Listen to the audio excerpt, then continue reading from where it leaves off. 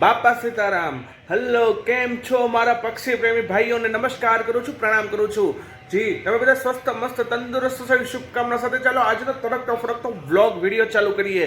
જી હા મિત્રો, હું એન્જિનિયર નિશાંત સોની ભાવનગરથી તમારી સમક્ષ હાજર થઈ ગયો છું. કેમ છો?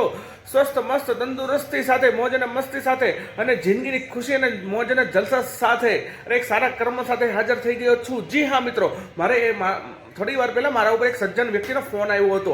એમની કંપનીમાં એક કબૂતરનું બચ્ચું ઇન્જર હાલતમાં મળેલું છે. તો મને એમણે કીધું કે તમે ફટાફટ આવી શકો છો અને આને રેસ્ક્યુ કરી અને આને સહી સલામત સારવારમાં પહોંચાડી શકો છો. તો મેં કીધું કે સારા કામમાં વિચાર શેનો, ચલો ફટાફટ થોડી જ વારમાં હું તમારી સમક્ષ હાજર થાઉં છું અને બચ્ચાને આપણે સારવારમાં પહોંચાડીએ. તો બન્યા રહો મારા વિડીયોમાં. બાપા સીતારામ દોસ્તો, કેમ છો? હું નિશાંત સોની ઇનાર્કો કંપની પાસે આવી ગયો છું ભાવનગરમાં. એક સજ્જન વ્યક્તિનો ફોન આવ્યો હતો કે કબૂતર ઇન્જર્ડ હાલતમાં આવેલું છે અને આપણે રેસ્ક્યુ કરવાનું છે અને આપવા માટે આવી રહ્યા છે બોક્સમાં.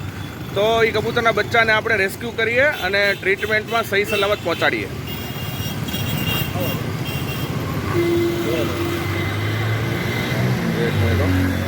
ઓકે, થેન્ક યુ સાહેબ, તમે કબૂતર સહી સલામત આપ્યું અને આપણે સારવારમાં પહોંચાડશું. ખૂબ ખૂબ આભાર. આની પહેલાં તમે ફોન કર્યો?